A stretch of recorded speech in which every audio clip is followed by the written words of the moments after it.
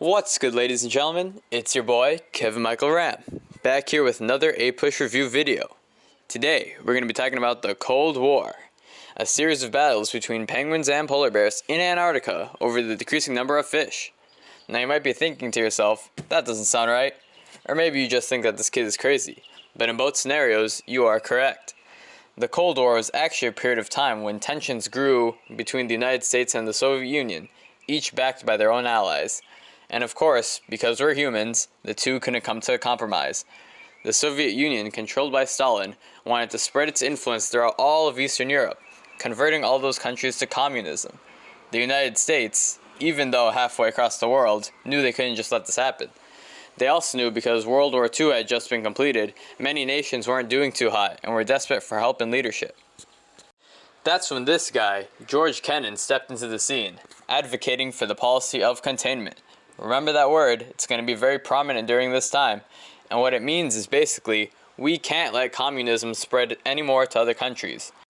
So we're not going to try and get rid of it where it already is, because it's a little too late for that. But we're going to try and stop it from spreading to other big countries like Greece or Turkey, because we theorized if they fell to communism, the domino effect would occur, in which all the other countries would see, hey, look at that, that's pretty cool.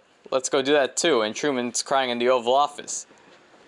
But he's not crying yet, because even though he got thrown into this whole mess after, FDR, rip FDR, he comes up with the Truman Doctrine, in which he states that he's gonna help any country that refuses to turn to communism, like militarily, or economically, or anything like that. We're gonna help you as long as you don't go to communism.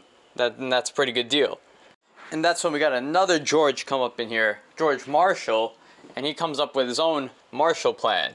And even though, the name sounds self-conceited, he actually helped provide almost $13 billion to countries in Europe as long as they followed what the Truman Doctrine said. And that's when we formed NATO, which was a peacetime military alliance with the United States and a whole bunch of other countries, which basically said, if you mess with one of us, you're going to mess with all of us. And of course, the Soviet Union responds, and they create their own military alliance called the Warsaw Pact. So the United States, we're out here, we're doing things. We stopped communism from spreading to Greece, we stopped it from spreading to Turkey, and now we're in Asia. And China has their civil war, we support the anti-communist side. Korea has a civil war, we support the anti-communist side. Vietnam has a civil war, guess which side we support? The anti-communist side, obviously. Sorry, China, but Truman, he didn't want to send any military troops there, and he just cut off financial aid completely from China, and China became full-on communist. Korea, we got the 38th parallel, which split the country into two sides, North Korea and South Korea, which we still have today. Vietnam, we were also forced to withdraw, so soon, Soviet Union spies are found secretly among the staff of the United States government. And that led to the Red Scare, which allowed these people to be investigated at any time to make sure that they weren't secretly working for the Soviet Union, because that could cause big, big problems. Eventually, the United States isn't even worried about democracy anymore. They just want all these countries not to turn to communism. As long as you got a stable government that's not communism, we're okay with that. Just don't go to communism. And now we're in the Middle East because they have oil, and that's something important that we really need as a resource, and it's very abundant over there. So now we're going to go over there and we're going to help them, saying that we'll help you militarily and send you financial aid as long as you don't turn to communism. And that's the Eisenhower Doctrine, which is very similar to Truman's one, but now Eisenhower's president. And soon we're thrown into the arms race, because the United States, we used to be the only country that had nuclear power. But now the Soviet Union found out their own way to get it, and now we're just, instead of trying to protect our country's security, we're just trying to get more than the other, to make us look better and more powerful. And this, of course, spreads fear all over the United States, and everybody is scared.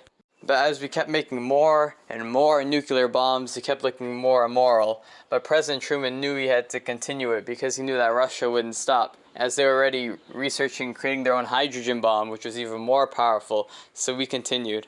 And all of this tension accumulated into the Cuban Missile Crisis, in which both sides were on the brink of an actual nuclear war. Well, thank goodness we haven't had one of those yet, and let's hope that we never do. Well, thank you guys for watching. That was just a very brief summary about the Cold War policies during the Cold War, yeah. I hope you guys enjoyed. Make sure to like, subscribe, share this video with a friend, turn on post notifications, even though I'm never posting anything after this ever again.